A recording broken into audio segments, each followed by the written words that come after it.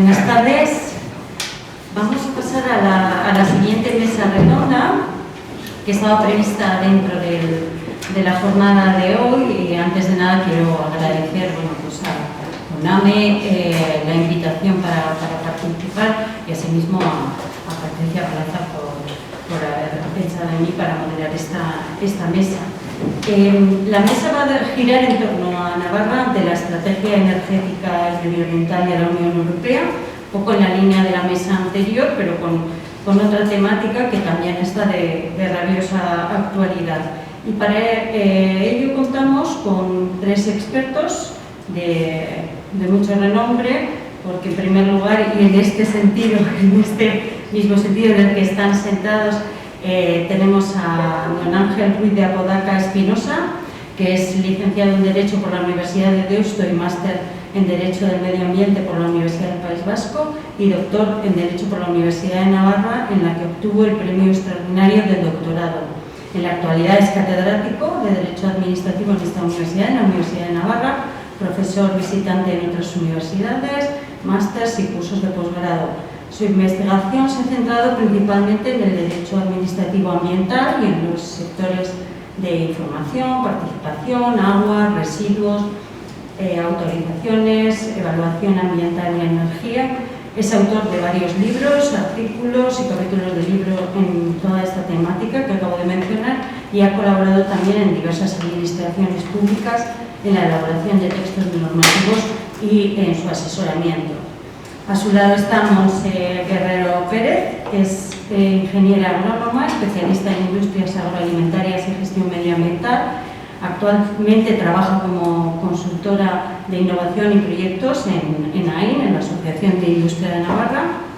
Previamente trabajó como consultora externa para el Gobierno de Navarra y como directora de proyectos europeos en el Centro de Recursos Medioambientales de Navarra, dando apoyo a las empresas, principalmente a las pymes además, en las que, en la mejora de sus estrategias medioambientales, ecoinnovación, etc. En 2019 terminó su MBA en Innovación, Empresa y Economía Circular en la Universidad de Bradford, en el Reino Unido. Pero la economía circular ya le había despertado interés en 2014 y desde entonces ha trabajado para apoyar a las empresas en su transición a una nueva economía como una oportunidad única para el desarrollo empresarial, al mismo tiempo que permite la regeneración del capital humano y natural. También ha participado en un número muy considerable de proyectos europeos que impulsan la circularidad, como por ejemplo Futurgas, Ori Poctefa y Sarsin. Y por último, tenemos a don José Elías Ayestarán Sarasa, que es ingeniero agrónomo y máster universitario en agrobiología ambiental en la Universidad Pública de Navarra, profesor colaborador en la Universidad Pública de Navarra en cursos de máster de prevención de riesgos laborales, donde también destaca su especialización, también en producción vegetal y el sector agropecuario e industria. Director gerente de Frutícola Navarra SL y de OPFH, ambas empresas comercializadoras de frutas y hortalizas al por mayor. Ha participado en numerosos proyectos de instalaciones agropecuarias, estudios de impacto medioambiental, peritaciones forenses y estudios de viabilidad económica de las explotaciones agropecuarias.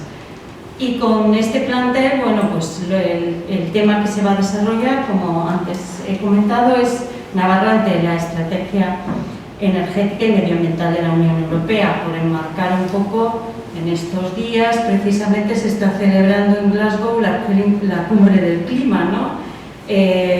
¿Cuáles son los retos y quizás los acuerdos? No sé si decir que se van a llevar a cabo acuerdos, pero esperemos que tengamos unos acuerdos que evidentemente no solo van a afectar a los Estados, sino también a la Unión Europea, como actor internacional fundamental en las cuestiones medioambientales.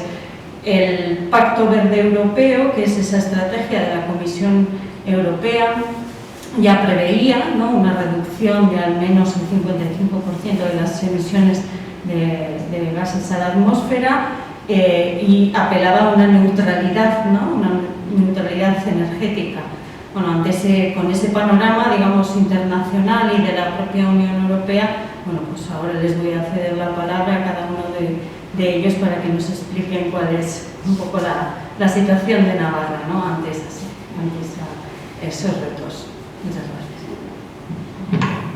Muy buenas tardes y en primer lugar agradecer al Consejo Navarro del Movimiento Europeo que me haya invitado a participar en esta jornada y particularmente a Patricia Plaza, que es la que contactó conmigo para explicar una cuestión bastante interesante como es las políticas de transición energética de la Unión Europea. Bueno, empiezo con esta diapositiva que es bastante clara, porque vamos a hablar de transición energética y sin duda alguna si se habla de transición energética es para prevenir, para mitigar en buena medida las emisiones de gases de efecto invernadero. Como os he dicho hace un momento, en estos días se celebra en Glasgow la cumbre de las partes, COP26 en Glasgow, de la cual tenemos que acuerdos caben, pero sin lugar a dudas se está planteando la mitigación de las emisiones en las cuales el sector energético de la Unión Europea representa el 75% de las emisiones totales de gases de efecto invernadero. Por lo tanto, la transición energética se debe llevar a cabo no solo para garantizar el abastecimiento energético, para evitar la dependencia de fuentes de energía externas o de otros países, sino principalmente para garantizar nuestra propia sostenibilidad desde el punto de vista de las estrategias de mitigación en cuanto a las emisiones de gases de efecto invernadero.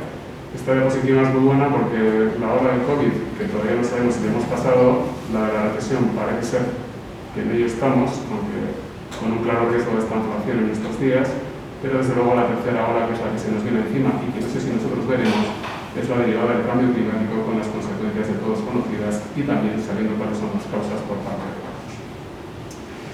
Bueno, se habla mucho de transición ecológica. La transición energética no es sino una subespecie de la transición ecológica. La transición ecológica, dos patas fundamentales lo son, por supuesto, la transición energética y, por supuesto, la economía circular de lo que nos hablarán posteriormente. Sin transición energética no hay transición ecológica, esto es evidente. Y, por lo tanto, es muy importante pensar global, actuar local.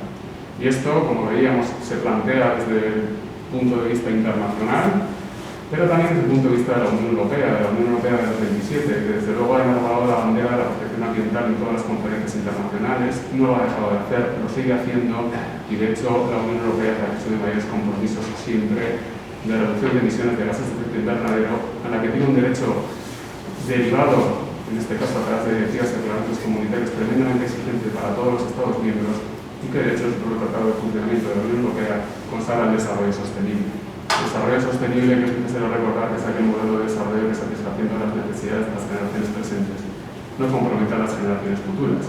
Y si hablamos de solidaridad interterritorial, intergeneracional, pues es bastante evidente que yo en 30 años no estaré aquí, algunos de los presentes tampoco, pero espero que mis hijos sí, y veremos qué legado les dejamos.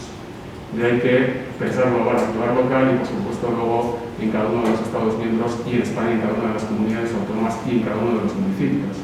No obstante, sobre esto me deseo.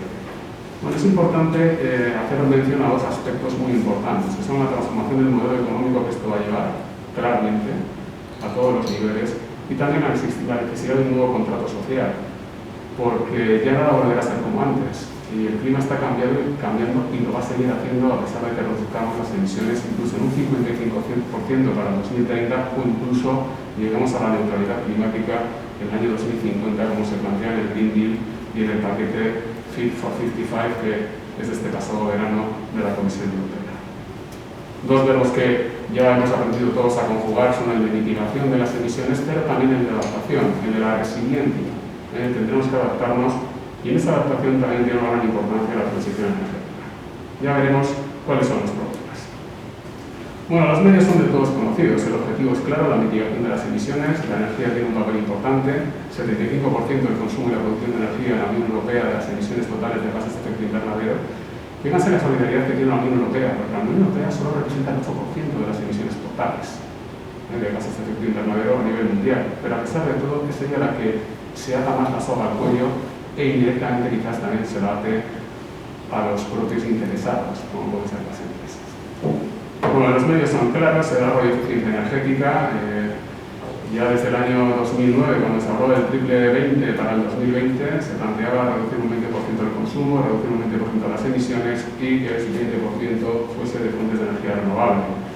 En nuestros días tenemos conocimiento de una directiva, todos sabemos de eficiencia energética, estamos viendo cómo se está fomentando, incentivando y promoviendo el aislamiento térmico de las edificaciones, la necesidad del ahorro, el abandono de los combustibles fósiles. Obviamente ya veremos como no del todo, porque una de las primeras cuestiones que hay que aclarar es que lo primero es el abastecimiento. El fomento de las energías renovables está claro. Fomentar, incentivar, promover las energías renovables, energía solar, fotovoltaica, eólica, biomasa, hidráulica, en definitiva, en detrimento de los combustibles fósiles que son los que plantean los problemas desde el punto de vista de las emisiones de gases de efecto invernadero, aunque tampoco está exento de problemas la implantación de energías renovables, como luego veremos. Una apuesta decidida por la movilidad sostenible.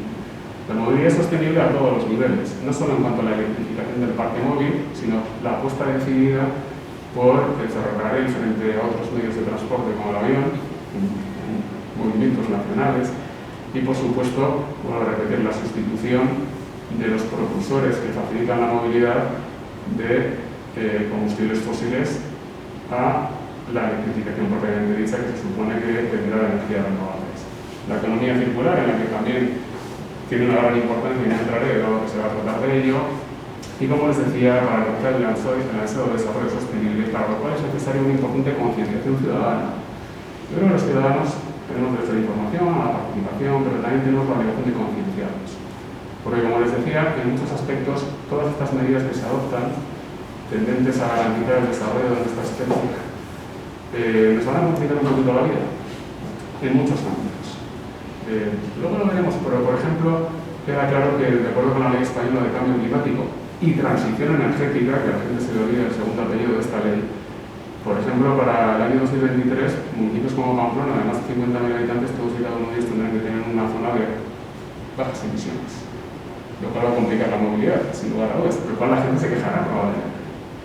Pero es un simple ejemplo de lo que se pone de manifiesto. Bueno, podríamos hablar del Convenio de Cambio Climático de 1992, que tuvo lugar en Río de Janeiro, el Protocolo de Kioto de 1997, que España cumplió duras penas con los derechos de emisión a Polonia. Yo me retrotraigo a fechas más recientes. En el año 2012 la ONU declaró el año de la energía sostenible para todos, en la cual se hacía referencia a todas estas cuestiones a las que me he referido. Y luego los ODS, los Objetivos de Desarrollo Sostenible, que se determinaron en el año 2015 con un objetivo temporal que está a la vuelta de la esquina en solo 9 años, en 2030, y que tiene una clarísima relación con la transición energética.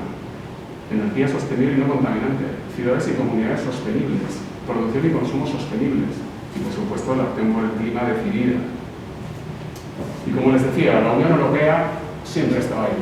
Y de hecho en nuestros días, bueno, ya veremos ahora en Glasgow qué es lo que se va a decidir. De momento las decisiones que se han venido adoptando con horizontes temporales lejanos, 2030, para frenar la deforestación, para reducir las emisiones de metano, Largo Melocía, San Diego Sancho, el G20, este pasado fin de semana en Roma, pues ya llegó un acuerdo de minimis 1,5 grados para el 2100, y ninguno de los ahí presentes estará en 2100 en esta tierra, y luego ya veremos si los fondos que prevén para los países en vías de desarrollo realmente se acaban dando en aras a mitigar las emisiones de gases de efecto invernadero. París 2015 con objetivos de reducción, vamos a ver si se han cumplido. Las ulteriores COP de Katowice en Polonia, en Madrid, Chile, en el año 2019, y luego la de Glasgow, que tenía que haber sido 2020, pues que está siendo en estos días. Bueno, otra política energética de la Unión Europea. Obviamente una política energética claramente condicionada por la política transversal, que es la política ambiental comunitaria. Y en materia de energía, la Unión Europea establece claramente unos objetivos, ha establecido toda una serie de instrumentos de fomento de las energías renovables, ha condicionado mucho determinados productos, determinados factores de emisiones, pero desde el punto de vista de la energía requiere la sostenibilidad, la competitividad, la eficiencia energética, la asequibilidad y sobre todo la seguridad de abastecimiento. La seguridad de abastecimiento condiciona mucho el mix energético, que desde luego la Unión Europea no entra en esto. Esto es competencia de cada Estado. Y esto se está viendo en estos días, por ejemplo, en lo que se refiere al mix energético que configuran las energías de los diferentes Estados miembros. Sobre todo lo estamos viendo y estamos siendo todos muy conocedores como consecuencia del elevado precio de la luz. Claro, si uno ve el mix energético que hay en Alemania, o el que hay en Francia, o el que hay en España, pues es muy distinto. Francia en su momento ya dijo, sin carbón, sin gas, sin petróleo, sin opción. Tenemos 58 reactores nucleares al otro lado de la frontera en funcionamiento, en España solo 7, y con una vida útil que terminará en 2030 y poco, y en nuestro gobierno, en el PINEC, el Plan Nacional Integrado de Energía y Clima, claramente ya apuesta por la desaparición de las centrales nucleares. Esto plantea problemas teniendo en cuenta que la energía nuclear, por lo menos las instalaciones autorizadas, emisiones de CO2 no lleva a cabo. Y por tanto la Unión Europea ya, como les decía, lleva a cabo una política decidida, ¿no? Desde el primer paquete de energía y clima que les hacía referencia antes de 2009, el paquete de energía limpia para los europeos del año 2016, todos ellos jalonados de una serie de medidas y sobre todo de propuestas normativas, directivas y reglamentos que posteriormente se han aprobado y que han obligado a los Estados miembros a interiorizar, a transponer esas directivas o aplicar directamente esos reglamentos. Y luego ya los hitos más recientes a los que hacía referencia la moderadora, por supuesto el Green Deal de 2019, el Pacto Verde Europeo, y luego ya nuestra Ley Europea del Clima de este pasado verano, este reglamento europeo, en el que clarísimamente se establecen unos objetivos claros, cuantificables, que veremos si se llegan a conseguir.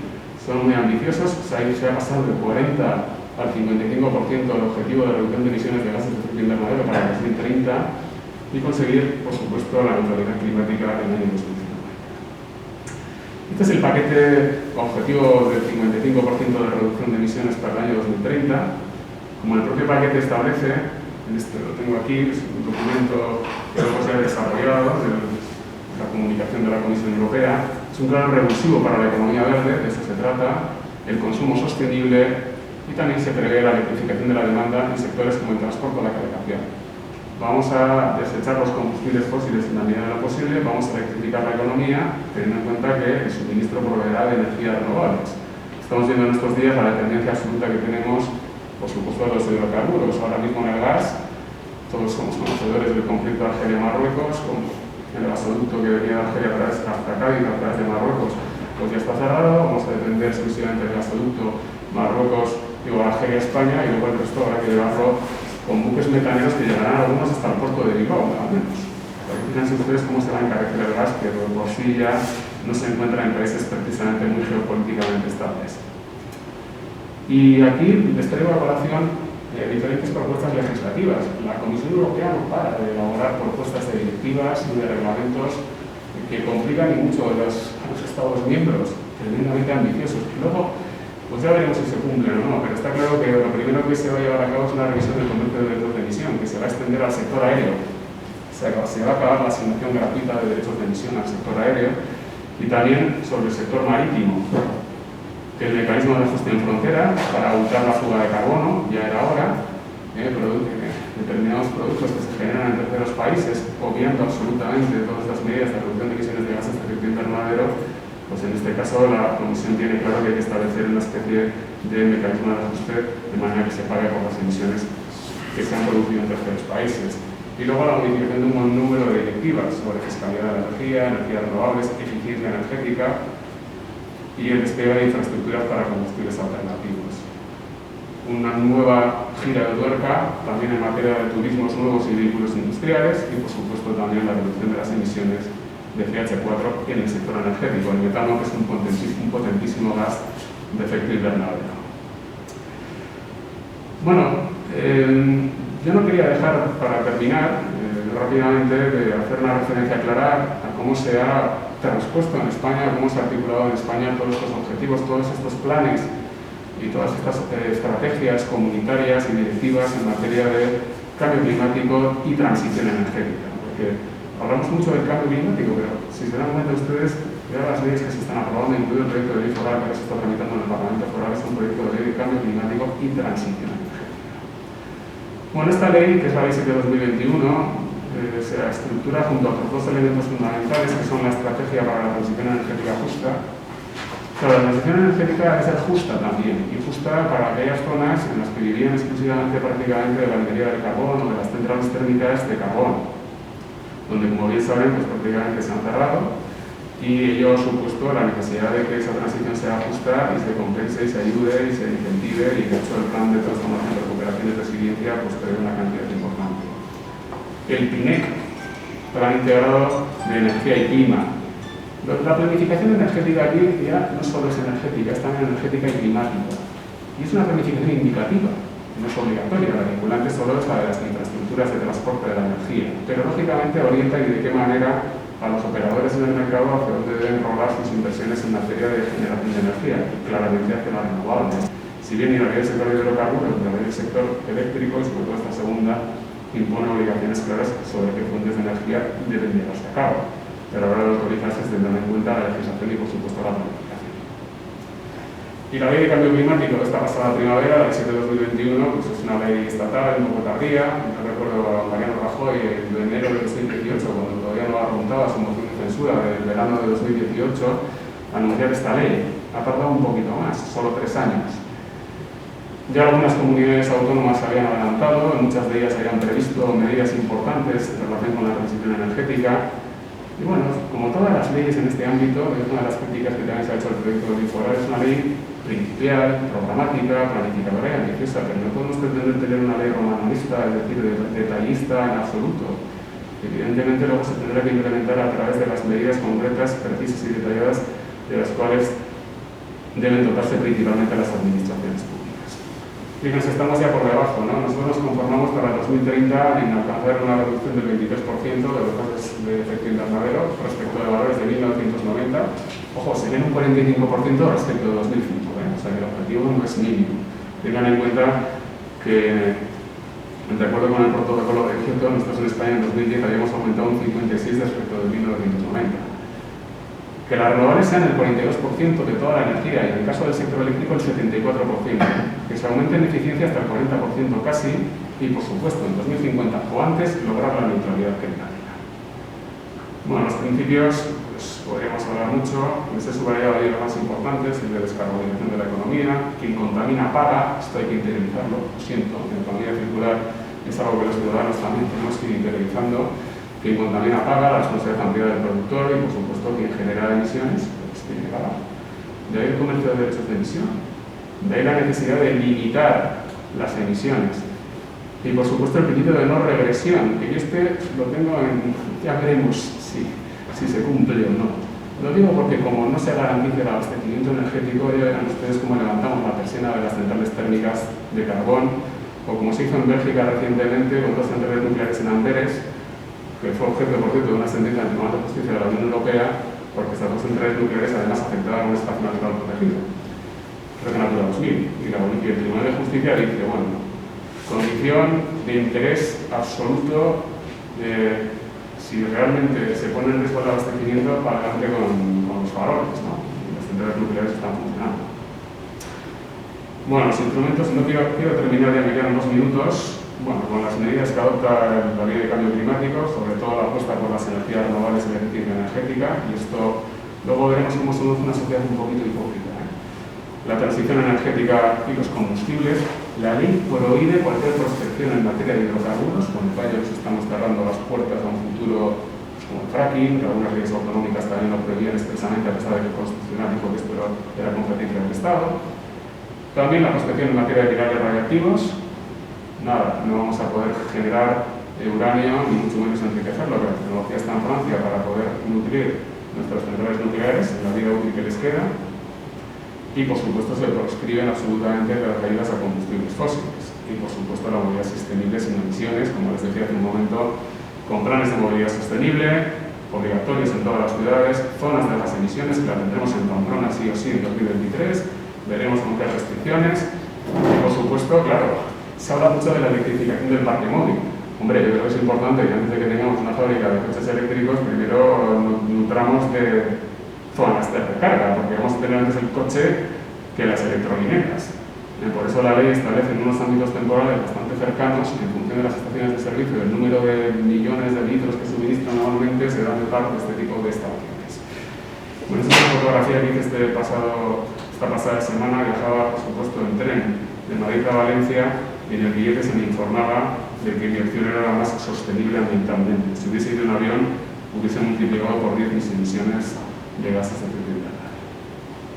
Bueno, otros medios, no voy a hablar más, la contratación pública sería muy interesante, la fiscalidad. España es, no nos quejamos de impuestos, pero les tengo que decir desde el punto de vista de la fiscalidad verde, somos el país de la Unión Europea de los que menos impuestos ambientales tienen. Navarra ha sido ejemplo en ese sentido con la Ley Foral 14 de 2018 de residuos, y ahora ya nos viene en toda España, o sea que, porque por cierto no sé cómo lo vamos a hacer, porque en Navarra establece unos 20 euros tonelada, en la ley básica que se va a aprobar establece 40 euros tonelada de residuos destinados al vertedero o incineración. Y los fondos Next Generation, acelerador de la transición energética, por supuesto, ahí tienen las cantidades que se prevén. Podríamos ver el capítulo dedicado a la transición energética justa e inclusiva y, por supuesto, en la movilidad sostenible, segura y conectada, 13.000 millones de euros que no solo hace referencia a la electrificación del transporte, sino también a la construcción de infraestructuras.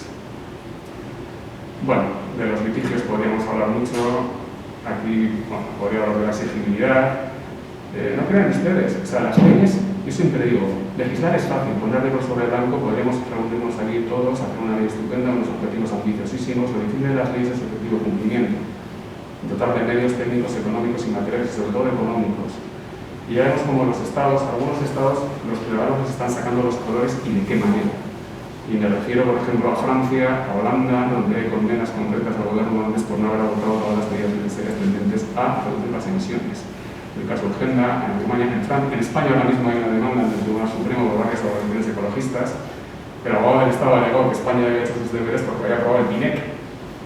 Pero vamos, de momento esa causa de inadmisibilidad no ha sido admitida y la siguiente que sigue. Y bueno, pues problema, solución, nuevo problema. Y esto en Navarra, pues si ustedes ven los medios de comunicación locales, pues se está poniendo de manifiesto. Tenemos un problema, que son las emisiones de gases de efecto invernadero, la solución es clara, el fomento claro y decidido por las energías renovables, y el nuevo problema, que es que el desarrollo de energías renovables plantea sus conflictos y emerge el efecto NIMBY, not in my backyard, no en mi patio trasero. El efecto spam en castellano sí, pero aquí no. Y es claro, ¿no? No hay una sociedad hipócrita desde mi punto de vista que no quiera renunciar a los beneficios del desarrollo, pero tampoco quiera asumir los riesgos del desarrollo.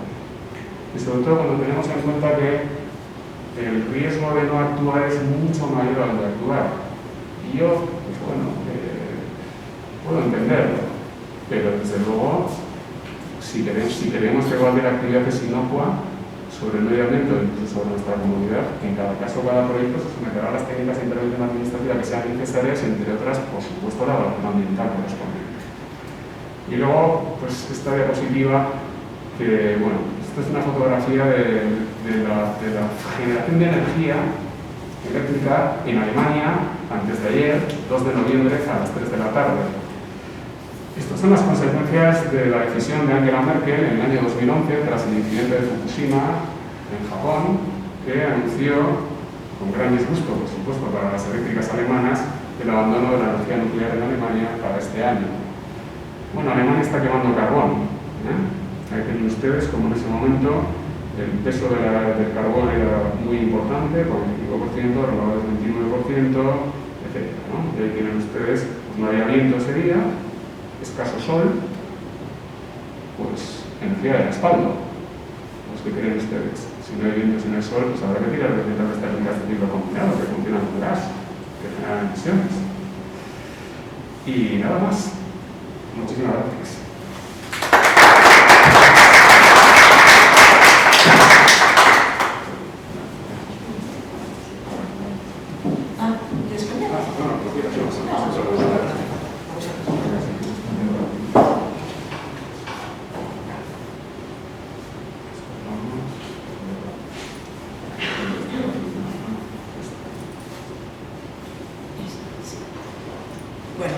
Viendo bueno, primero muchas gracias por la invitación, por tener este espacio, esta jornada tan interesante y además con tanta nueva información en muchos casos, tanta complejidad en todo lo que está sucediendo, todo lo que tenemos a nivel de normativa europea, de nuevas líneas, ¿no? Y cómo luego va cayendo, ¿no? Aguas abajo se va desplegando, ¿no? Al Estado, al territorio y bueno, realmente mucho contenido. Y entiendo que después de todo el día, pues un poco con mucha información, ¿no? Entonces yo espero ser muy práctica, con unos datos clave muy básicos, aunque el tema en sí mismo no es que sea sencillo, ¿vale?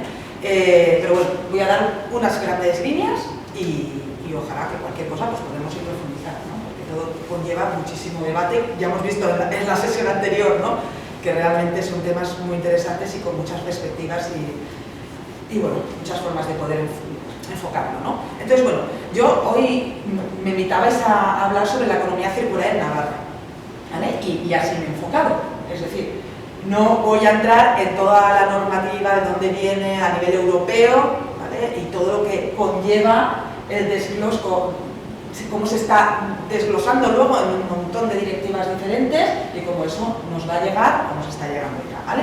Pero lo que sí que quería era que hiciéramos una primera reflexión, y aquí que está Chema además, que ya hace muchos años que venimos también colaborando con este tema en Navarra, pues que bueno, en 2013 la Fundación Ellen MacArthur, que tampoco voy a entrar a explicar qué fundación es, pero que bueno, que ha sido el referente en la descripción de cómo la economía circular puede generar valor económico y beneficio económico en nuestra economía, pues ya publicó un primer informe en 2013 que hablaba del razonamiento económico y empresarial para una transición acelerada, ¿vale? O sea, lo que queremos es una transformación del modelo económico, como muy bien has dicho, y de eso no nos podemos olvidar, y los cambios son retos para todos nosotros,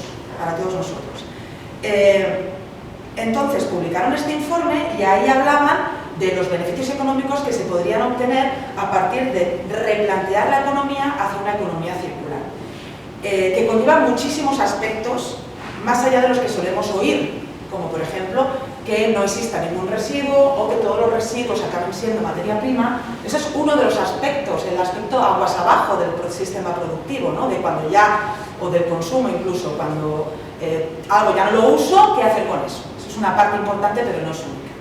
Pero entonces, en este informe lo que decía es, además de cambiar eso, si cambiamos un montón de otras cosas en el sistema productivo y de consumo, podremos generar beneficio económico. Pero, ¿por qué se da esta necesidad de ahora sí necesitamos cambiar hacia la economía circular? Pues porque la economía lineal tiene obviamente unos límites. Si entendemos la economía lineal como extraer materia prima, transformarla, distribuirla, venderla, consumirla y luego desechar lo que nos sobre, lo que no queramos, y durante también un montón de desechos durante el proceso, pues eso obviamente tiene unos límites, ¿vale? Una obviedad. Y ya en 2013 había cosas que eran obvias, como por ejemplo que esa forma de producir de forma lineal generaba una degradación ambiental y cambio climático. Eso en 2013 ya estaba, digamos, confirmado por todos y veíamos que teníamos un gran problema ahí. Y por supuesto, eso estaba generando una acumulación de residuos que generaban un impacto importantísimo, y en 2013, acordaros que aún ni se hablaba del plástico en el mar, ni se hablaba de eso. Luego salieron otros informes que además fue también la Fundación de MacArthur más adelante, y hoy en día es algo que es una obviedad y que no hay discusión ninguna, ¿no?, de ese problema, y que eso nos limita a producir y tirar, sin más. También en este informe hablaba ya de la pérdida de valor de los materiales y de los productos al final de primera vida útil. O sea, ese concepto de tener algo que nos ha costado mucho esfuerzo económico, de conocimiento, de investigación, de desarrollo, usarlo una vez para acabar tirándolo, pues realmente era una pérdida de valor. Es también una obviedad. Pero lo que ya, cuando nos poníamos, por ejemplo, nosotros a hablar con las empresas, no se veía tan claro, ¿no?, pues el tema de volatilidad de los precios de los recursos. Sí, bueno, sí puede ser, pero no es crítico para mí hoy en día. En el 2013 estoy hablando, ¿eh? Y eso ya hoy lo tenemos encima de la mesa como un problema. La escasez de recursos, que decías escasez de recursos en 2013, y el sector industrial te decía, perdona, ¿qué escasez de recursos? Aquí no tenemos ninguna escasez de recursos. Y en cambio, a día de hoy, también tenemos otra realidad totalmente diferente. Y luego el suministro de materias primas inestables. Y esto en 2013 era imposible de pensar, que íbamos a estar en el problema que tenemos actualmente, ¿no?, del suministro de materias primas, ¿no?, por ejemplo. Entonces, bueno, ya veis que ya hace muchos años que se está hablando de los grandes problemas, los grandes retos. Había cosas que teníamos ya aceptadas por todos y cosas que en el sector industrial en concreto, digamos que es el que me afecta directamente, pues eran temas que ibas a las empresas y decían, pues por ahora no tengo problema. Y ahora ya por desgracia, hemos tenido que llegar a este momento en el que efectivamente ya todos esos límites de la economía lineal los tenemos ya en nuestra economía, en nuestro día a día, ¿no? Y eso, pues, lógicamente, hace que entendamos la importancia del cambio, de la transformación del sistema económico, ¿vale? Entonces, lo siguiente que os quiero plantear es el concepto de economía circular. Y aunque ya llevamos muchos años hablando sobre el concepto de economía circular en muchos foros, a veces perdemos la perspectiva. Y si no volvemos a explicar cuáles son los principios y fundamentos realmente del cambio de la economía hacia una economía circular, nos pensamos que solo hablamos de evitar que existan residuos o utilizar los residuos como materia prima secundaria. Y nos enfocamos ahí. Y además, todo nos ayuda a pensar que solo es eso. Greenwashing, podemos llamar greenwashing o no greenwashing, pero en la radio últimamente, ¿sabéis lo que es economía circular? ¿Habéis visto qué es economía circular? El nombre economía circular ya lo vemos en todos lados. Y principalmente lo solemos ver únicamente cuando queremos justificar que estamos reciclando o aprovechando un recurso, un residuo como recurso. Pero no estamos viendo todo lo demás que conlleva la economía circular. Y por eso aprovecho este foro para intentar, dentro de lo posible, transmitirlo. Entonces, la economía circular, si seguimos un poco la línea de la Fundación MacArthur, es un sistema económico regenerativo que restaura el capital natural y humano. ¿Qué quiere decir eso? Pues que tenemos que conseguir un sistema económico que sea capaz de regenerar el capital natural, o sea, el planeta Tierra. El planeta Tierra nos hemos tenido sus recursos, nos hemos ido cargando, no lo hemos protegido, cambio climático, escasez de recursos, explotaciones de los recursos naturales, productos tóxicos. Tenemos que restaurarlo, tenemos que hacer un cambio radical para que no solo dejar de impactar negativamente, sino impactar positivamente. Entonces, claro, lo que dice la economía lineal circular es: tus procesos productivos deben generar impacto positivo sobre el planeta Tierra. Eso como principio. Y luego también la parte humana. La parte humana la pongo también aquí porque, en concreto, vinculándolo con las políticas europeas, la Comisión Europea, yo creo que en parte también por facilitar un poco la gestión de todo esto, se centra en lo que son gestión de recursos materiales. Hablamos siempre de la economía circular, o mucha de la normativa está totalmente vinculada a cómo gestionamos los recursos materiales y no lo vincula en la parte social, ¿vale? Que podría ser más vinculada a lo que el concepto de sostenibilidad, como bien has dicho, ¿no? La parte social, económica y ambiental. Entonces, la economía circular como concepto de cambio, de transformación del sistema económico, es la sostenibilidad. Tiene que incluir la mejora de las personas en todo este sistema. Un ejemplo muy claro. Podríamos decir, por ejemplo, que solo con que un producto podamos recuperarlo al 100%, ya estamos haciendo economía circular. Pues si esa transformación no conlleva todos los beneficios sociales que tiene que conllevar, empleo digno, respeto a las personas, tal, no es. Entonces, no perdamos el sentido del cambio del sistema, ¿vale? No puede ser que por querer circular las materiales, luego perdamos los otros principios de sostenibilidad, ¿vale? Entonces, como tenemos un tiempo muy reducido y no quiero extenderme mucho, el esquema clave es que la parte amarilla central sería la economía lineal, ¿no? Un sistema lineal de extracción, energía, importantísimo, además también lo has comentado. También en la economía circular también hablamos de energía, y es que necesitamos que la energía sea renovable, a partir de renovable, porque si, claro, si queremos que sea circular, pues en parte también. Pero tampoco nos tenemos que autoengañar, porque nosotros, por ejemplo, cuando trabajamos con el sector eólico, decimos la energía eólica es renovable, los aerogeneradores no son circulares. ¿Vale? Entonces, tenemos que implementar esa filosofía en todo lo que hacemos, que está muy bien generar energía renovable, por supuesto, que la necesitamos, por supuesto, pero cuando tenemos todas las instalaciones, cuando tenemos toda la tecnología, tenemos que aplicarle todos los principios de la economía circular también, ¿vale? Entonces, hay que rascar, hay que profundizar, no tenemos que ser complacientes, ¿vale? Bueno, entonces, si el centro es un sistema económico, digamos, o mejor dicho, una cadena de valor, creación de productos de forma de la economía lineal, luego tenemos la economía circular, que es la que es capaz de aprovechar al máximo los materiales, los productos que utilizamos, ¿vale? Y a través de sistemas como la reparación, el mantenimiento, la remanufactura, conseguimos que esos productos, sus componentes y los materiales, pues los podamos tener en la economía por más tiempo o por siempre.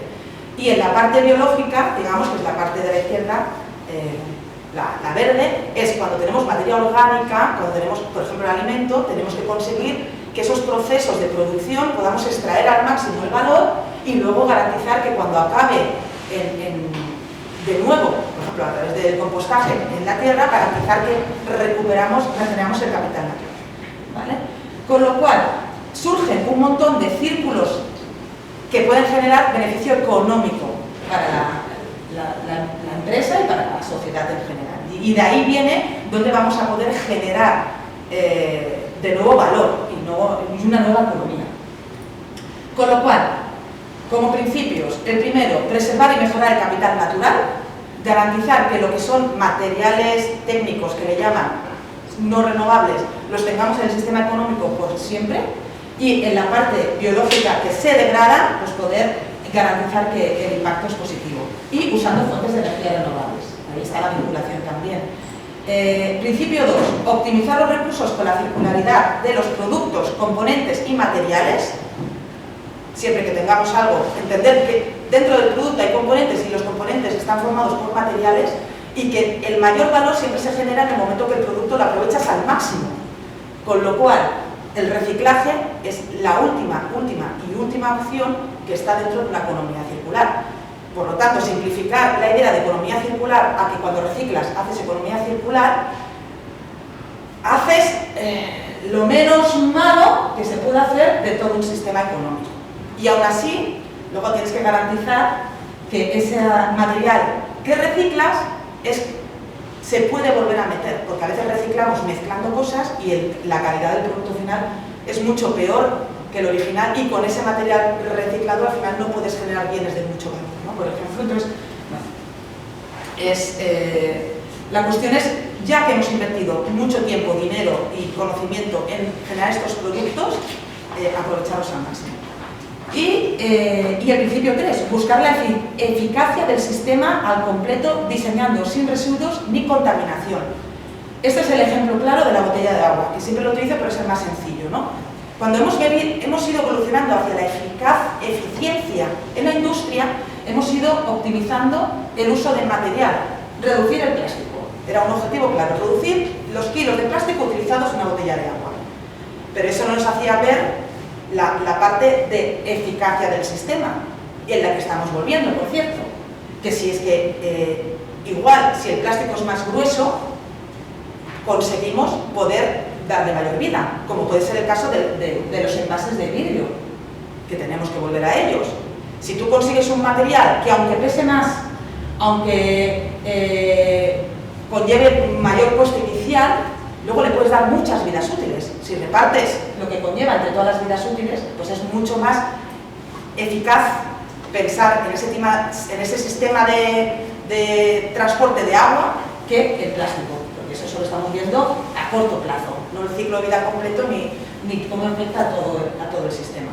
Pero a la vez se tiene que combinar con que el análisis de ciclo de vida completo sea con reducción de emisiones, porque también estamos en la parte de taxonomía, ¿no? Digamos vale, yo impacto, yo tengo mejor, hago más economía circular con según qué bases, pero si eso conlleva a lo largo de su vida útil mayor emisiones, entonces no nos vale. Tenemos que combinar todo lo que hemos estado viendo de todos los criterios ambientales en paralelo.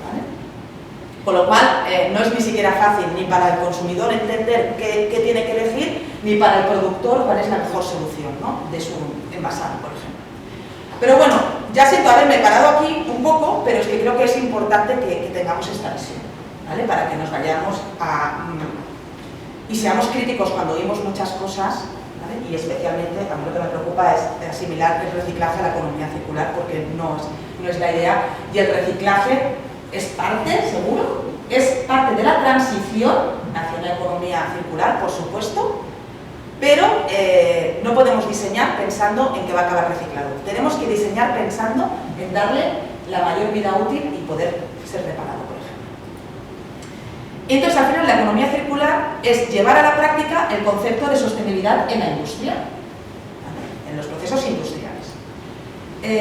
Con lo cual, ¿qué tenemos? Pues bueno, tenemos a nivel europeo, tenemos a día de hoy, el segundo plan de acción de economía circular, porque la economía circular ya tuvo un primer plan de acción en 2015, con 53 acciones, creo, si no estoy equivocada, que se ha ido implantando, y en 2020, con la llegada, además, del Pacto Verde, pues también se hizo una revisión y una actualización de ese plan de acción de economía circular. A nivel europeo, para mí es importante destacar que el primer plan de acción dependía de la DG Environment, o sea, de medio ambiente, y en cambio el nuevo plan de acción de economía circular, viendo que esto no solo va de la gestión medioambiental, sino que va de un sistema productivo, de un cambio de sistema económico, pues también conlleva que esté liderado o cogestionado o también desde la DG Grow, por ejemplo, que es la de industria, ¿no? Al final, y el Comité Social Europeo y otros agentes, porque esto es un cambio de sistema económico, no solo con la visión ambientalista, ¿vale? Y sobre todo de creación de valor y creación de empleo. Con lo cual, no voy a entrar en todas las acciones, ni mucho menos, ¿no? Pero ahí tenemos un marco y todas estas acciones, muchas de ellas conllevan cambio legislativo. Entonces, una acción de las 35 puede ser un paquete legislativo que conlleva cambios en varias directivas, por ejemplo. Entonces, podemos estar efectivamente hablando días y días enteros de cada una de las 35 acciones, por ejemplo, ¿no? Y este plan de acción de economía circular, también es importante el enfoque multisectorial. Hay unos sectores prioritarios, que los tenéis ahí en la parte roja, digamos así, industriales, porque son prioritarios por los problemas que conllevan y también por el volumen económico de beneficio que pueden llevar, y además, con la revisión de la política de la estrategia europea industrial, también en tema de escasez de recursos propios o de dependencia, pues también se está profundizando mucho cuáles son los sectores que más recursos consumen, de los más críticos para Europa, ¿no? Y ahí también pues enfocar la presión más, ejercer mayor presión en ese cambio de normativas y aplicar los criterios de circularidad específicamente en esos sectores industriales. A nivel estatal, no he entrado aquí, pero también está la propia estrategia de economía circular España y luego su plan de acción de economía circular también, con otra serie de acciones, y a nivel de Navarra, porque en realidad lo que tendría que estar hablando de la economía circular en Navarra, pues a nivel de Navarra está la Agenda de Economía Circular de Navarra 2030, que ya se aprobó, si no estoy equivocada, en 2019, y que tenía pues 3 grandes ejes, ¿vale? Fue un proceso participativo, en este caso liderado por la Dirección General de Medio Ambiente de Gobierno Navarra, pero en el que lógicamente se hizo participativo al resto de agentes y tiene un eje muy importante que es el de cultura circular, impulso transversal de la economía circular.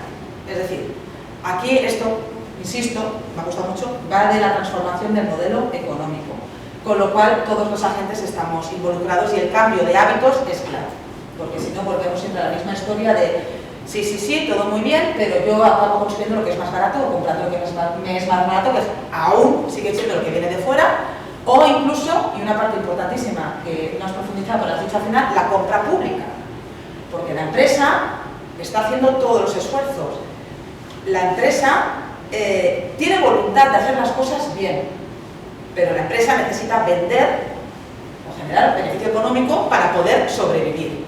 Entonces, los cambios se darán cuando el consumo exista. Hay empresas pequeñas, por ejemplo, startups, que se han caído en el camino teniendo ideas buenísimas porque no han vendido. Y son ideas que, por ejemplo, hace 5 años pues no se valoraba o no tenían mercado y que hoy en día, viendo lo que está pasando, dices, es que lo estaba haciendo muy bien, pero si es que si nadie le compra, nadie contrata su servicio, pues difícilmente vamos a poder cambiar, ¿no? Entonces, la oferta está, y ahora voy a entrar en eso. La demanda la tenemos que crear y tenemos que crear consciencia y conocimiento. Y lo siento mucho, pero vuelvo a insistir, que echemos nuestras pacas y el alimentario al contenedor amarillo no es la solución. No es la solución. Entonces, estamos muy contentos todos nos es más fácil pensar que hemos hecho bien y que ya se ha acabado el problema en el momento que he hecho la botella con contenedor amarillo, pero el problema sigue estando ahí y es de todos, con lo cual necesitamos tener mucho conocimiento, ser críticos y estar muy bien informados, y eso también es difícil. Y bueno, ya de parte, lógicamente también acciones concretas en sectores concretos, ¿vale? Obviamente con una parte importante en la gestión de residuos, porque el gran problema, lo que se nos ha venido encima es el montón de residuos. Ahora tenemos también el problema de las materias primas, pero el montón de residuos lo tenemos encima. Que además, como bien has comentado, con todo el tema del pago de la tasa a vertedero, pues bueno, tenemos el problema todos y además también, obviamente, los responsables de esos residuos que tienen que pagar si no se le da una correcta gestión a ese residuo, ¿no? Vale, entonces, ¿cómo se está implantando toda esta agenda? Si me mucho, perdónate, es que no sé ni cuánto llevo. Un minuto o dos y ya. ¿Cómo se está implantando la agenda de economía circular en Navarra? Pues bueno, se está implantando, lógicamente, liderado principalmente por el Departamento de Medio Ambiente a día de hoy, pero también ya empiezan a haber, por ejemplo, muchas ayudas de diferentes departamentos, ¿vale?, que ya están poniendo los conceptos de economía circular en la elegibilidad de esas acciones y de esos proyectos, ¿vale? Entonces tenemos las ayudas del Departamento de Medio Ambiente, que por cierto además con el Fondo de Residuos, ¿no?, que es bastante innovador, sé que en Cataluña también se da, que es con el pago de la tasa a vertedero. Ese dinero se está utilizando exclusivamente para proyectos de economía circular, tanto de construcción como sector industrial, ¿vale? Y eso va a ayudar a las empresas a poder lanzar nuevas acciones, ¿no?, de valorización de, en este caso, sus productos o residuos. Pero luego están las ayudas del Departamento de Desarrollo Económico para la mejora de la competitividad, proyectos estratégicos también, y por ejemplo ahora mismo que ha salido también una ayuda de AMI, que es un proyecto europeo del propio Gobierno de Navarra, que específicamente financia I+D+I vinculado a materias primas, ¿vale? Con lo cual, podemos empezar a trabajar y se pueden empezar a cofinanciar, financiar líneas de desarrollo de nuevos procesos.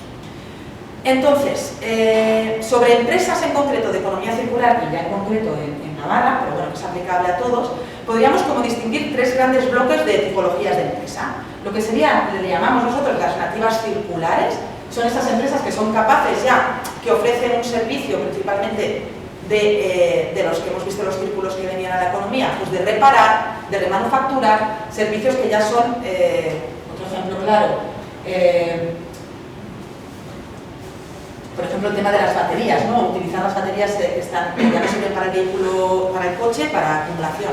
Pues esa segunda vida de las baterías también sería una nativa circular, por ejemplo. Luego tenemos otro tipo de empresas que son posibilitadoras, que lo que hacen es ayudar a otras empresas a poder ejercer procesos circulares. Y luego tenemos la empresa, digamos, convencional, pero podemos llamar las que van transitando hacia la circularidad, ¿vale? Esa empresa que se dedica a lo convencional, pero que en sus procesos industriales ya empieza, pues, a mayor aprovechamiento de sus productos dentro de su propia industria y a cambios de diseño de productos y servicios para ir incluyendo los principios de circularidad desde el inicio, ¿vale? Y entonces, por ejemplo, con una cosa en concreto es este catálogo, ¿no? Decimos, bueno, y Navarra, empresas navarras de economía circular y Europa. Pues bueno, este catálogo es una segunda edición, en 2021 se ha publicado recientemente, publicado en digital. Es el catálogo Circular Navarra Catalog. Es un catálogo en el que hoy por hoy hay unas 30 empresas o 30 iniciativas recogidas, tanto de lo que decimos los ciclos técnicos como los ciclos biológicos y también posibilitadoras, ¿vale? Y en el caso concreto, lógicamente no están todas las que son de Navarra, pero en este caso en concreto son empresas que están con voluntad de colaborar y cooperar para el acceso a fondos europeos. Pues por ejemplo que están buscando partners para proyectos europeos o que están buscando proyectos europeos de financiación, de I+D por ejemplo, o otro tipo de colaboración, ¿vale? Entonces aquí tenéis los enlaces. Entonces, bueno, es muy importante, especialmente para las nativas circulares, el apoyo al escalado, porque el mercado hoy por hoy es limitado y tenemos que apoyarles en poder tener más clientes y muchos de ellos son fácilmente transferibles, por ejemplo. Entonces, bueno, es importante ese apoyo para que puedan crecer y podamos cambiar entre todos el sistema. Y ya siento que me pasa. Gracias.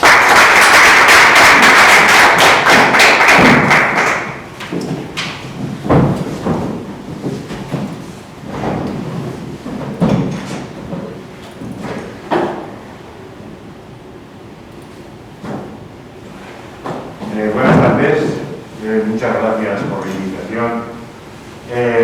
El tema que vamos a... Bueno, sí.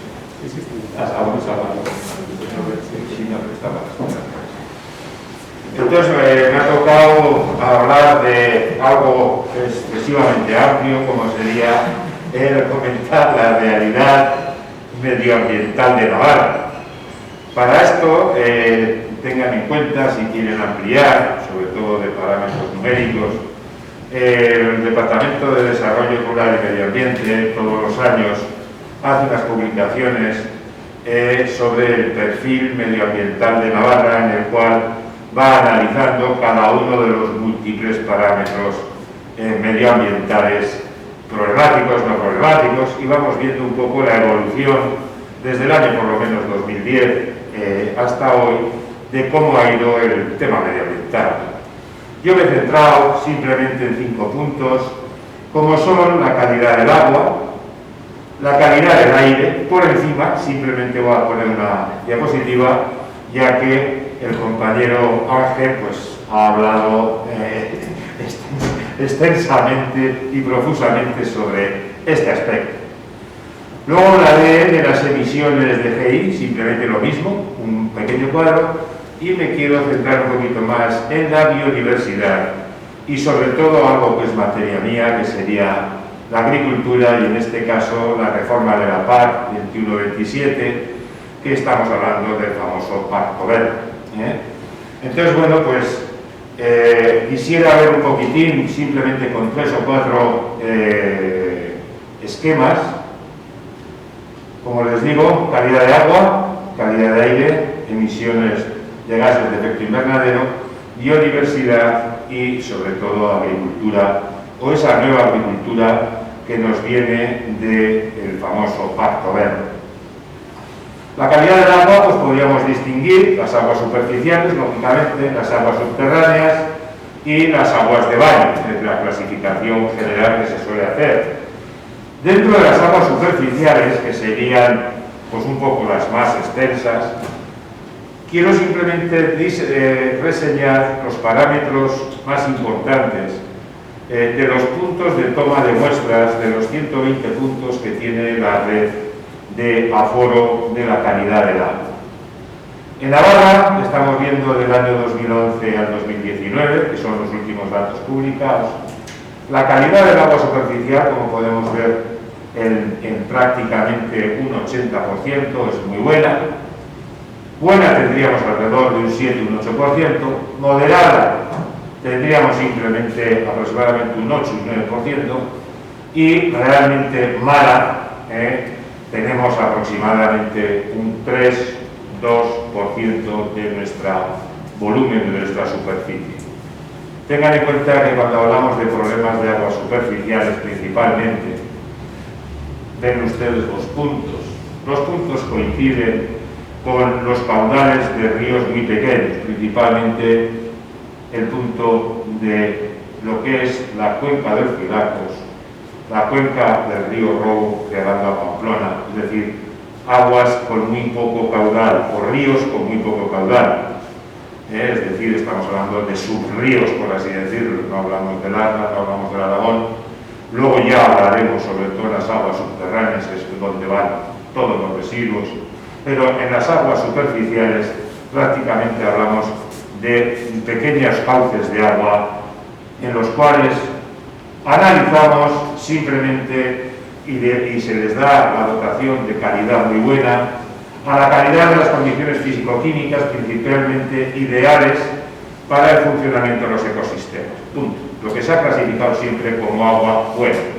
¿De qué manera práctica podemos ver si esa calidad del agua, aparte de esos parámetros físico-químicos que analizamos fosfatos, se analizan nitrógenos, se analizan principalmente partículas, simplemente la muestra nos la da principalmente la biodiversidad, principalmente la ictiología. Es decir, qué peces existen en un determinado sistema, como lo veremos posteriormente. Es decir, todo el mundo sabe o presupone, o el que ha estado un poquitín en contacto, que por ejemplo la trucha necesita aguas frías y aguas con una cantidad de oxígeno muy alta, es decir, las cabeceras, las nascencias de los ríos. Truchas puede haber esporádicamente, ya que estamos en Pamplona. Yo soy nacido en Burrada y he nacido en el río. Prácticamente yo he conocido incluso a los pescadores profesionales de la zona de Arezul y de la zona de Huarqui, la zona de Burrada Villaba, con lo cual yo conozco prácticamente desde que yo soy un hombre ya bastante mayor, que va a cumplir 65 años, con lo cual la flora o la ictiofauna, mejor dicho, en este caso del Arga, pues desde que nací. En esta zona realmente ya estamos en una zona de transición, con lo cual la calidad de las aguas ya empieza, o ya estaba prácticamente medianamente contaminada, ya no hablemos de hoy, sino hablemos ya hace 50 años. Yo he conocido el Arga negro, con espumas desde la presa de Villaba en adelante, es decir, negro, podrido, con espumas, exactamente igual que cuando nos llevaban, yo estudiaba los escolapios, nos llevaban a Tolosa y detrás de lo que era la papelera estaba exactamente igual, como esas sillas, negros, espumarrajos, es decir, los ríos en aquellos años, aproximadamente a los finales de los 60, estaban prácticamente en las zonas industriales podridos hasta más de poder. Si analizamos o vemos un poco la situación actual, el cambio ha sido radical, pero no tanto como desearíamos y lo que nos está demostrando precisamente esa biodiversidad, principalmente, como he dicho, de la ictiofauna. Es decir, que volviendo a las aguas superficiales, hablaríamos de un sistema de calificación muy buena, la categoría de las condiciones de la calidad de los productos físico-químicos para asegurar el funcionamiento del ecosistema, permitiendo que éste pueda conseguir un buen estado ecológico. Punto. Ya bueno, la calidad de las condiciones exactamente igual físico-químicas permitirían el buen funcionamiento del ecosistema, alcanzándose las condiciones para ser considerado como buen estado. Sin más, el moderado ya se corresponde con zonas problemáticas y el malo se corresponde con la calidad físico-química que no asegura el funcionamiento de un ecosistema acuático. Punto. Río contaminado, ictiología muy determinada, flora muy específica de la gran demanda de oxígeno, es decir, principalmente carniceras, aguas estancadas, aguas con tifas, con plantas prácticamente que tienen un gran consumo de materia orgánica y se desarrollan en aguas prácticamente estancadas. Sin embargo, cuando nos encontramos con ríos saltarines, algo que se está realizando en los últimos años, como es romper las presas, que hemos tenido barbaridades de presas en todos los ríos para diversos motivos, para molinos principalmente. Esa rotura de presas provoca que las aguas sean más saltarinas y ellas mismas se oxigenan, es decir, que es una auténtica descontaminación. Yo participé en un estudio del Garona que se realizó y prácticamente en Francia, en aquellos años, comparado con lo que era ya Navarra, prácticamente todos los residuos de las poblaciones se tiraban a los ríos. Es decir, había muy pocas depuradoras de los pueblos grandes, incluso no voy a decir ciudades porque ya Toulouse tenía, pero de los pueblos por los que recorrían no había ninguna depuradora. ¿Por qué? Pues precisamente porque no había presas. Y allá fuimos estudiando de cómo contra más saltaba el río, es decir, contra más rápidos tienes que reburbujear, no que sean corrientes lisas, sino que tengan pequeños obstáculos de piedras que sea el río saltarín, prácticamente en 2-3 kilómetros el río se depuraba automáticamente de toda la materia orgánica. Pero bueno, simplemente decir que digamos que en general las aguas superficiales en Navarra pues tienen en general una calidad muy buena. Sin embargo, cuando nos metemos en las aguas subterráneas, ya vemos que los parámetros, o simplemente por los puntos rojitos que he puesto en el mapa, ya vemos que aquello algo no va bien. Es decir, tenemos, por supuesto, un 90 y tantos % de las aguas o un 90% de las aguas con una gran calidad, las aguas subterráneas, los manantiales. Sin embargo, en los aluviales de los mismos ríos, principalmente el Ciudad, la zona baja del Aragón y en la zona del Ebro, como tenemos zonas muy contaminadas, principalmente de nitratos. Es decir, que en este caso los mayores responsables de esta contaminación, que bueno, si ponemos y hablamos de escala de mala y moderada, estamos hablando de un 10% del volumen de agua, o sea, no estamos hablando de grandes cantidades, pero la mala en sí se corresponde prácticamente como la anterior, alrededor de un 2%. Y ese 2% principalmente estamos hablando de concentraciones de nitratos. La agricultura, a partir de ahora y este año, como inciso, puede que bajen esas concentraciones mucho, por una sencilla razón. Ya veremos quién cultiva este año. De momento se está sembrando, ya veremos si alguno ya no siembra, ya que prácticamente los fertilizantes han aumentado un 100% y hoy se puede decir que solamente fertilizantes sin semillas, sin labores, sin nada, se va a llevar el 60% de los costes de producción. Con lo cual, prácticamente el agricultor que salga de la zona de Pamplona va a tener pérdidas de que haya sembrado. Si se mantiene esta brutalidad en el coste de los fertilizantes. Han aumentado del 100 al 120% con respecto al año pasado, que habían subido también un 40%. Es decir, que normalmente ya no es que se abonen demasiado, es decir, que los nitratos de la fertilización agrícola lógicamente van por filtración de las aguas y las zonas más por mayor pluviometría van lógicamente a los cauces de agua y llega a un punto, sobre todo en las zonas remansadas, cuando los años no tienen unas pluviometrías muy grandes o las grandes riadas que ocurren esporádicamente, pues es cuando se acumulan esos nitratos en los cauces bajos, principalmente, como les digo, pues en la zona del Valle del Aragón, en la zona de Milagro, finales de Villafranca, Milagro, en la zona, incluso ya en la desembocadura del Ebro, prácticamente de lo que es Tudela a lo que es Buñuel, o incluso Cortes. Cortes ya tiene menor concentración, pero hasta la zona de Buñuel prácticamente el Ebro tiene unas concentraciones muy altas. La normativa europea nos dice que debemos tener máximo 50 microgramos por litro de agua, por lo cual digamos que un agua sin contaminar sería la que tiene menos de 25 microgramos o picogramos, como quieran, por metro cúbico, depende de la unidad que quieran ustedes emplear, con riesgo de contaminación entre 25 y 50, contaminado, punto, el mínimo, que sea el mínimo para que sea el agua potable, estamos hablando de 50, que tenga una calidad media de 50, pero ya hablaríamos de contaminada cuando brinca de 50 a 100 y por supuesto muy contaminada por encima de los 100 miligramos.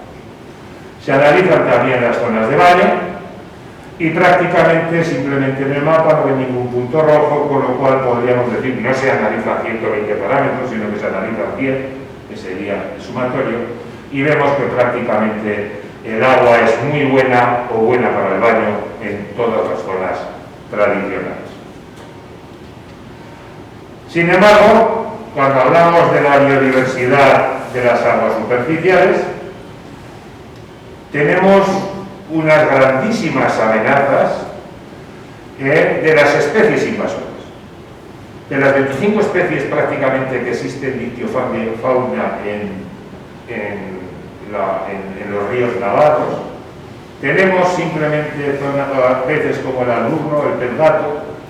Yo, si a mí me preguntan, vuelvo a repetir que he nacido en el río, ¿qué peces había hace 40, 50 años? Pues diría muy claro, en mi pueblo, es decir, en la cuenca, había chipas, había madrillas, había barbos, alguna trucha, esporádicamente alguna anguila, y ya un poquito más arriba, en el agua limpia ya de lo que es la zona del Ulzama, había lambrehuelas. Punto. Esa era la ictiofauna. Sin embargo, hoy, cuando vas al río y analizas, dices, bueno, ¿pero qué es esto? Hay albulnos, ¿qué es un albulno? ¿Qué es un pez gato? Yo alguna vez, cuando voy paseando y le pregunto a un pescador, bueno, ¿y qué estás pescando? Y dice, no, gatos. Bueno, ¿cómo que gatos aquí? Bueno, pues eso es lo que tenemos en especies invasoras, que el mayor problema de todas estas especies invasoras, llámese carpín dorado, carpa, cercasol, gafás, y ya en los tramos bajos ya, sobre todo del Aragón y de todo el Ebro, los grandes depredadores como es el gardí y sobre todo el siluro. ¿Qué es lo que ocurre? Pues que este tipo de ictiofauna lo que hace es entorpecer, enfermar a la ictiofauna autóctona, produciendo grandes enfermedades, y son animales que son muy depredadores, con lo cual acaba de disminuir esa riqueza en los ríos. En el Ebro ha desaparecido todo, no hay prácticamente más que siluros. Ya en el río Aragón se detectan siluros hasta Caparroso, con lo cual en muy poco tiempo los tendremos prácticamente en toda la zona. Como suba un poco por Vallepiezo, entraremos ya a Irati, y claro, no brincará por las presas de Yesa, pero entraremos a Irati y al Salada. Es decir, que es un grandísimo depredador, que si alguno ha visto alguna fotografía, son animales que pueden llegar a los 120 kilos. Yo recuerdo que un día en un sitio de playa en Andalucía me decía uno y me hablaba de que en la zona del delta del Ebro había unos peces de 140 kilos. Y yo le decía, no, tío, este tío le está contando una película de grandes distancias, grandes mentiras, ¿no? De grandes distancias, grandes mentiras. Hasta que por casualidad paso por el estanco y veo un señor con un pez que le pasaba de 1 metro por encima, que eran los siluros. Bueno, pues que sepan que para un pescador del río de Tudela o de San Adrián, que había pescadores profesionales, decirle que hay un siluro pues le puede resultar o le podía resultar francamente engañoso. Bueno, pues son animales que al desecho están deshaciendo nuestra biodiversidad ictícola. Simplemente mamíferos como el capimú o el castor, que está haciendo unos daños brutales en todas las riberas, tirando prácticamente por los árboles y los chopos. Cangrejos, pues bueno, pues se desapareció por la fanomicosis el cangrejo autóctono, y bueno, pues hoy nos encontramos con el rojo americano, el cangrejo señal, y últimamente otro mucho más problemático, que es el cangrejo australiano. Y entre moluscos, pues bueno, pues tenemos la almeja asiática y sobre todo el mejillórquera. El mejillórquera tiene una reproducción brutal, que es el que está taponando con las alcochafas y prácticamente produciendo unos problemas económicos brutales en los regadíos de Navarra, ya que se mete dentro de las tuberías y tanto las tomas de agua de boca como las aguas de regadío están totalmente taponadas, con unos problemas económicos de destaponamientos brutales. Calidad de aire, prácticamente no voy a decir más, que ha sido en general buena, ya lo han complementado los compañeros, sobre todo en el tema de la energía, con lo cual simplemente digamos que para principalmente todo lo que es el tema del aire podríamos decirle que en Navarra es aceptable. Simplemente las emisiones de gases de efecto invernadero, de las cuales también ha hablado el compañero, coincide un poco que las emisiones totales que tenemos medidas en términos de CO2 equivalente, estamos hablando de medias del año 19 que ha sido un poquito inferiores. Pero quiero que vean ustedes la muestra, como ha dicho Juanje, el punto cero, estamos hablando de los años 90, cómo tuvimos un crecimiento desmesurado. Estamos hablando de Europa, es decir, desde el año 90 tiene un efecto descendente hasta el año 19, España y Navarra. Como a partir de los años prácticamente 2007-2008 el crecimiento es mucho más que exponencial, y poco a poco, a partir del año 10, va bajando ligeramente, con ligeros repuntes, pero como vemos, con relación a la media europea tenemos brutal. Y como ha comentado también el compañero, este cuadro, hablamos que la industria prácticamente es la responsable del 70% de las emisiones de efecto invernadero en Navarra. Cuando hablamos de biodiversidad, simplemente que veamos que Navarra es una de las regiones europeas con mayor biodiversidad debido a varios parámetros. Lógicamente por su variedad geográfica, por su diversidad de clima y por su diversidad de litología, principalmente, y calidad de suelos. Tengan en cuenta, para que lo sepa, que tenemos 3 regiones biogeográficas clásicas en Navarra, que sería la zona alpina, la zona atlántica y la zona mediterránea, en la cual, lógicamente, flora y fauna van unidas a las características de cada una de estas bioregiones. La situación geográfica, que también influye por nuestra biodiversidad, es decir, que Navarra es uno de los principales pasos migratorios de Europa, prácticamente. Es una zona, lo mismo que el estrecho de Gibraltar, donde más estudios se realizan del paso de las aves, debido a su orografía y su mitología muy variada, y sobre todo, aparte de la biogeográfica, las regiones climáticas. Para los agricultores, para nosotros los ingenieros, nosotros, aunque coincidan uno con su nombre, tenemos 4 regiones climáticas totalmente diferenciadas: la atlántica, la pirenaica, la zona media y la zona sur. Y por supuesto, Navarra tiene del 27 al 28% aproximadamente de lugares protegidos, gracias a la Red Natura 2000 y con simplemente la estructura de zonas de especial interés y las zonas de interés para las aves principalmente. Y ya el tramo final, que va a haber una revolución, o va a suponer una revolución en la agricultura y en la ganadería de toda Europa y en Navarra, por supuesto, en la cual la reforma de la PAC del año 21-29 hace una reserva del 25% de las subvenciones a todos los agricultores y ganaderos para, o mejor dicho, a condición de que cumplan una serie de condiciones o ecosistemas que se denominan técnicamente. En el caso tengan en cuenta que la PAC supone el 30% de todos los presupuestos de la Comunidad Económica Europea.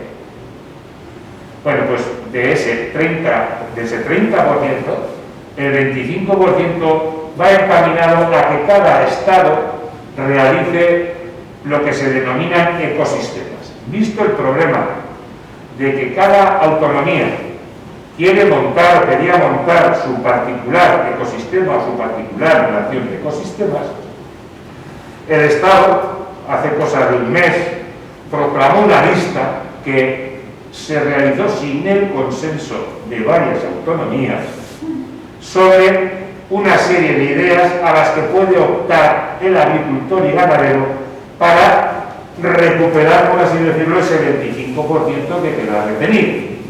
Con lo cual verán ustedes cómo el tema medioambiental está presente en la bahía. El primero de ellos sería la mejora de la sostenibilidad de los pastos, aumentando la capacidad de sumidero de carbono y prevención de incendios forestales mediante el impulso del pastoreo extensivo. Este es un brindis al sol. Es decir, que en Navarra, concretamente, que me digan que una persona se dedique a sostener los pastos para las ovejas, pues bueno, pues prácticamente hoy no hay 4 ovejas pastando por los campos de Navarra, y el que las tiene las quiere quitar por falta de rentabilidad. En otras regiones podría ser, pero bueno, que sepamos que esta medida va encaminada, en teoría, para un aumento de la microflora, en este caso, o mejor dicho, la flora herbácea, y tratar de prevenir los incendios forestales a través del pastizal, o mejor dicho, del pastoreo de ese pastizal. Bien, y acá, lo leo y acá. Segundo, manejo apropiado de los pastos, volvemos otra vez, siega de prados y zonas sin segar. Tengan ustedes en cuenta que uno de los mayores problemas para la fauna en la agricultura fueron las concentraciones parcelarias. Es decir, ustedes entran a los campos y tenemos miles de robadas, prácticamente en los cuales no hay una acequia por necesidad, pero no hay una zona de refugio, de pastos para los animales, o de hierbas, o pastizales, llámenle como quieran, o zonas liecas para el refugio de esa fauna. Entonces, en este caso, los pastizales dicen que los bordes, se creen bordes para ese refugio, vuelvo a repetir, para aumentar el área para que se refugie, en este caso, la fauna. Prácticas para la mejora del carbono orgánico, la calidad de la fertilidad del suelo en la tierra larga, es decir, aquí lo que está hablando que se hagan rotaciones de cultivos que ya se realizan, ya que en este caso el pago verde que tienen los agricultores ya obliga a que como mínimo haya 3 cultivos o 4 cultivos en la explotación. Pero bueno, lo potencia igualmente, pero bajo otro concepto, es decir, que mediante la rotación de cultivos se enriquezca el suelo, lógicamente a través de siembras de leguminosas. Agricultura de precisión y plan de gestión de nutrientes. Prácticamente para el año 30 se solicita, aunque no lo he puesto aquí, no sé si está, no lo he puesto, en que se reduzcan las emisiones de fertilizantes un 25%, mejor dicho, los consumos o las aportaciones al campo un 25% y un 50% los fitosanitarios, con lo cual veremos de qué manera se pueden proteger ciertos cultivos con bajadas brutales de fitosanitarios. Prácticas alternativas a la quema al aire libre de los restos de cosecha y poda. En principio esas prácticas alternativas serían cubiertas, en este caso vegetales inertes, valorización energética de la biomasa vegetal, que entraría también en energía en este caso, y el compostaje. La 6 sería práctica en materia de uso sostenible de fitosanitarios, que esto, bueno, ya a raíz del Real Decreto del año 2012 pues se lleva en condiciones por todos los agricultores. Prácticas para la mejora de la conservación del suelo mediante cubiertas vegetales vivas y cultivos leñosos, eso es una novedad. Prácticas para prevenir la erosión del suelo y mejorar su contenido en carbono y materia orgánica, agricultura de conservación y siembra directa, es decir, reducir las labores de los tractores y lógicamente consumos de combustibles.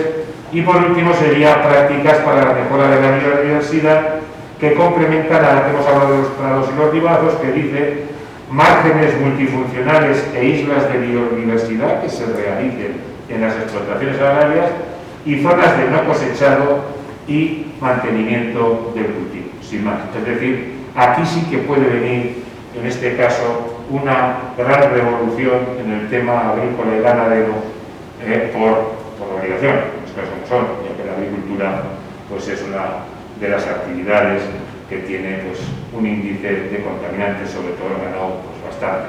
Pero valoricemos los residuos, que es lo que estamos hablando, intentando buscar no esa economía circular, pero sí una economía más buena. Sí.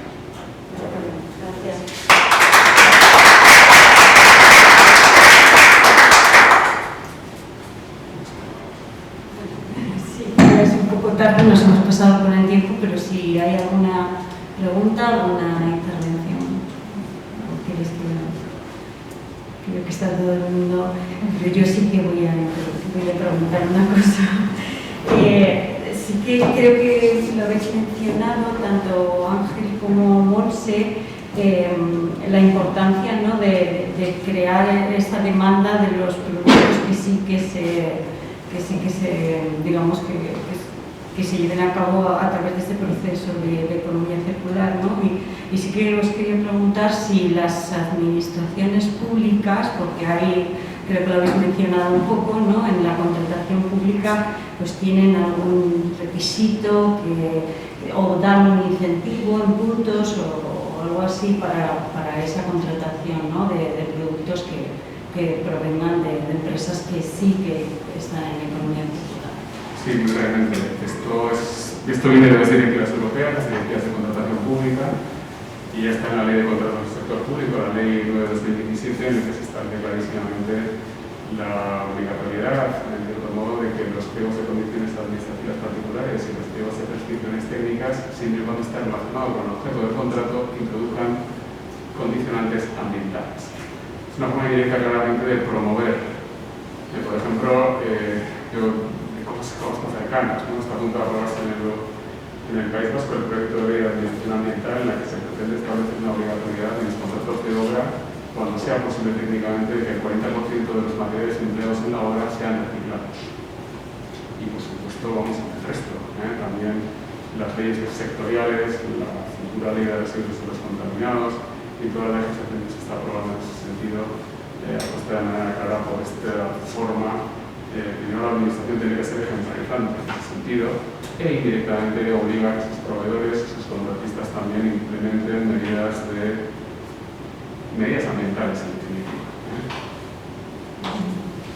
Sí, al final es importantísimo el poder de compra que tiene la administración y, por desgracia, intentando solucionar otros problemas, solo se ha fijado en el precio, ¿no? Y está claro que, y eso lo tiene Europa clarísimo, por eso ha desviado esta cantidad de fondos hacia la sostenibilidad en general, digamos, al desarrollo sostenible, porque efectivamente va a ser caro. O sea, las empresas van a tener que invertir en tecnología, van a tener que invertir y va a ser una transición que va a costar dinero. Entonces, es importante que Europa oriente los fondos, que es de lo que gran parte de la mañana, entiendo, habéis estado hablando, ¿no? Esa orientación de los fondos a apoyar esa transición, pero luego la otra parte de los fondos públicos, que es a través de la compra pública, la modificación de los criterios deben ser claros. También es muy importante que sean muy claros esos objetivos y que podamos diferenciar qué empresa realmente te está aportando un servicio o un producto que sí que es sostenible de lo que no es sostenible, porque no solo vale con la autodeclaración de sostenibilidad. Y de ahí se puede vincular con el reglamento de taxonomía, ¿no? De intentar identificar exactamente cuáles son las actividades económicas que sí son sostenibles y bueno, que es un reglamento bastante complejo, y ahí sí que nos va a permitir a la administración en concreto ser más objetivos en identificar qué sí y qué no es sostenible, tanto para los fondos de inversión, para invertir en ellas y para darles ayudas, como para que sean esos criterios aplicables en la compra pública.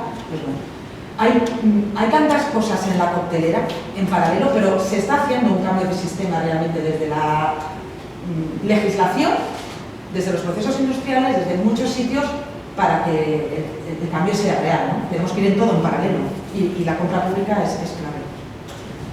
Relacionado con lo que ha comentado usted sobre el tema de la economía circular, me ha llamado la atención de que uno de los parámetros más importantes es que la energía sea, en este caso, reciclable. ¿Cómo se garantiza eso?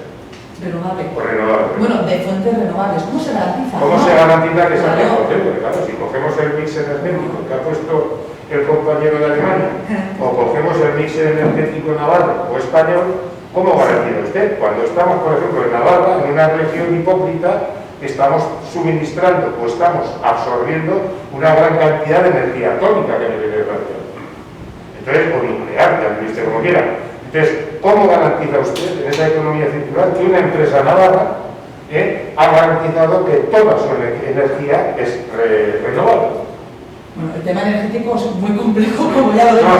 Pero, o sea, una de las opciones para que mayor porcentaje de energía sea renovable es disminuir radicalmente el consumo.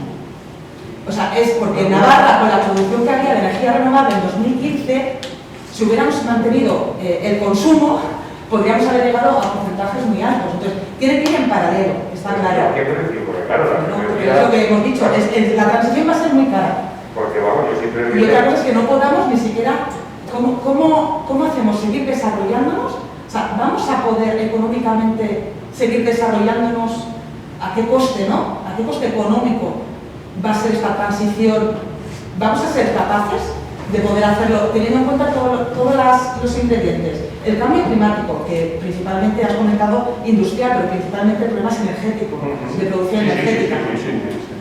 El consumo y el consumo para producir los bienes y productos, por supuesto.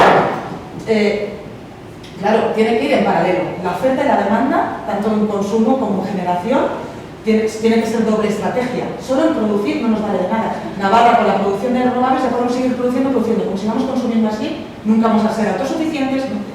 Entonces, empezando también por ser conscientes, me refiero desde el individuo, ¿no? Desde lo que es la autogeneración propia, la autogeneración, empezar a ser conscientes, empezar a ver cuánto estamos consumiendo cada uno de nosotros y intentar ahí. Hasta que no se desarrolle una tecnología real de almacenamiento de energía, con renovables solo no podremos estar, siempre la falta de energía de respaldo.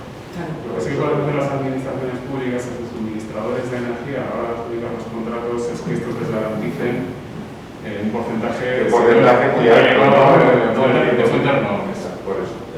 Y Que si vamos a ver, si el Berlín Que si no, pero ¿qué controlar? un invierno sin viento, ausencia de horas de sol, sequía, con lo cual las hidráulicas no pueden funcionar, pues hombre, la tormenta perfecta. Esto pasó con Filomena, en cierto modo. O sea, que habrá que darle a la llave del gas o a las centrales nucleares. En España, la demanda eléctrica en un 22% se cubre con la energía nuclear de los 7 reactores nucleares que tenemos en funcionamiento, que no existirán dentro de 10 años. Entonces, bueno, la transición energética, yo también a veces digo, ¿no? No es el abastecimiento, vamos a ver si hacemos el camino y al final vamos a estar quemando gas y carbón porque hemos desechado una tecnología que cierto es que entraña un riesgo, pero lo principal no es cuando es un accidente, sino de la gestión a futuro de los residuos radiactivos que se generan de combustible gastado, aunque también se está gestionando en la manera actual. O sea, Francia lo tiene muy claro, eso lo tiene claro y los fondos Next Generation, en parte Macron anunció la semana pasada una cifra extraordinaria de que van a seguir dando a la energía nuclear con proyectos de mini centrales nucleares. Pero bueno, también no nos tenemos que olvidar de la materia prima, que para tener nuclear necesitamos uranio. No ves al uranio, todo lo que conlleva. En Sudáfrica, etcétera, sí. Claro. Entonces, bueno, o sea que efectivamente, lógicamente la transición no es de hoy para mañana, ni mucho menos. No, que simplemente me ha llamado la atención esa premisa que has dicho, que es imposible de cumplir, que es la misma que la actual. Bueno, igual que el resto de ideales, digamos, de la economía que se realmente hoy por hoy es difícil o imposible de cumplir porque el diseño de los productos no permite que se separen las partes, por los materiales, porque hay tecnología. El grifo la próxima vez, que la grifo la o sea, que conste que había agua del grifo en el condestable hasta la pandemia. Bueno, claro, ahí tenemos que hay muchas cosas que efectivamente a día de hoy no es, por eso estamos hablando que es una transición. No es necesario, pero con lo cual no hemos quedado. Y la tecnología, y luego, vale, no sé si la tecnología nos va a salvar, ¿no? Pero bueno, hay otras fuentes de energía renovables que no estamos explotando. Bueno, el hidrógeno, vamos a ver, si tú eres el hidrógeno. Pues teóricamente, si metemos mucho dinero a investigar y desarrollar ahí, pues seguramente conseguiremos nuevos cambios. Estamos, sí, yo creo que bueno, vamos a dar por concluir a la mesa y te dejamos la palabra